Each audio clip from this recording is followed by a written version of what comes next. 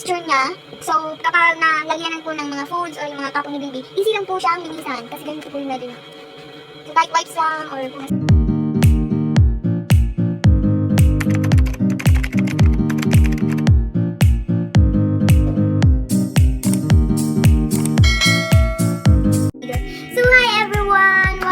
welcome back to our YouTube channel. So for today's video, mag-unbox tayo ng napakamurang high chair. So titingnan natin, i-review natin kung maganda ba ang quality nito, kung safe ba ito, or comfortable ba ito sa ating mga baby, ay hindi na bubutas ang ating bulsa. So kung gusto niyo pong malaman kung saan ko po ito nabili siya, pwede pong mag-comment kayo or ilalagay ko na lang po sa description. Ito po siya kalaki. So, 1,299 pesos siya plus shipping po. Pero kung mag-order po kayo sa 11-11, 12-12 mas, makakamura po kayo ng shipping fee or free shipping fee. So, tara, unbox na natin.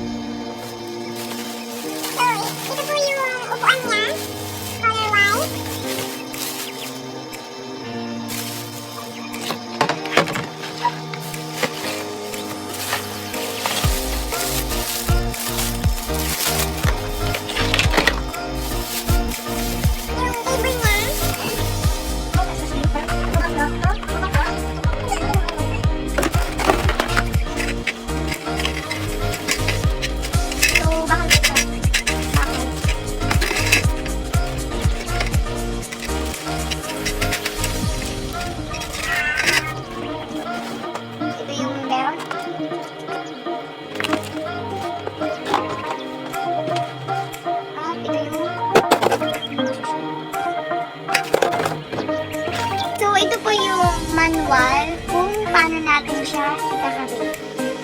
So, ayan. As you can see.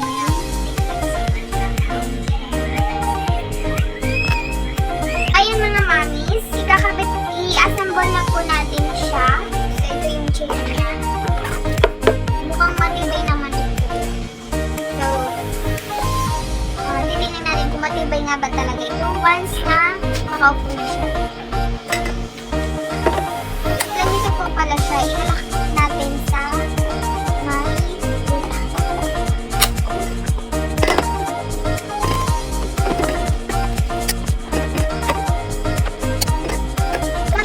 Basta mamis, pag bibili po kayo ito, susundin nyo lang po yung mga nakalagay sa manual. So, easy lang po siya. Magigas nyo lang po kaagad. Tatapos mo na ito.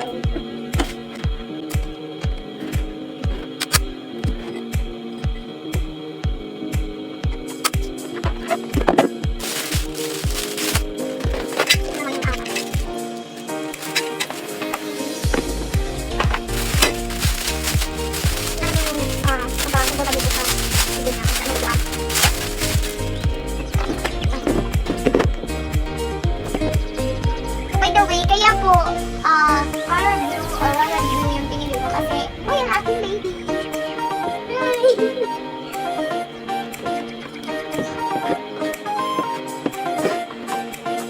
Tapos, ito po yung maganda po yung texture niya. So, kapag nalagyanan po ng mga foods or mga tapong na baby, easy lang po siya ang linisan kasi ganito po yung natin. Kahit wipes lang or dahil po matanggal.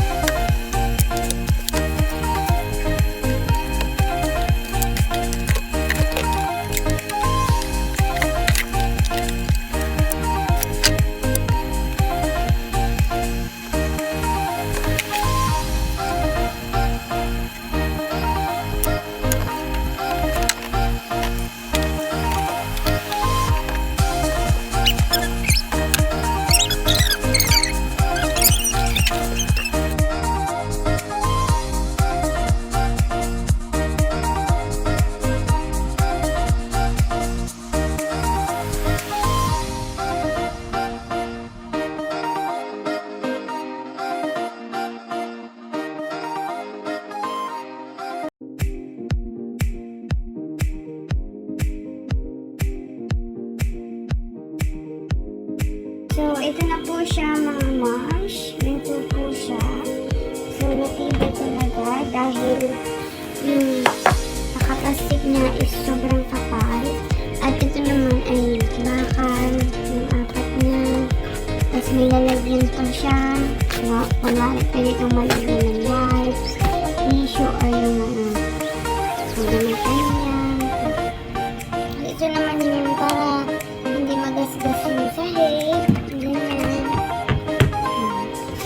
So, ito naman, maganda siya dahil natatanggal.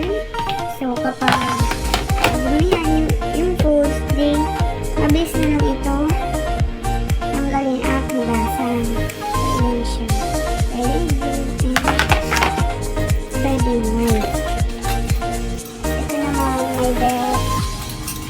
So, ang tibay na. So,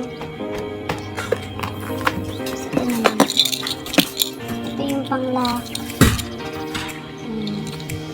So, ganyan po siya mga miss. Overall, 10 out of 10 for me.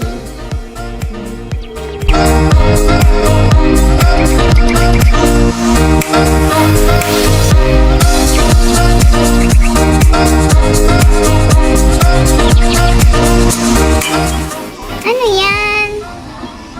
Shibin, ano yan?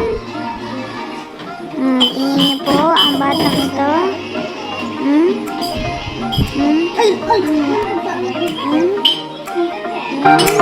Ay!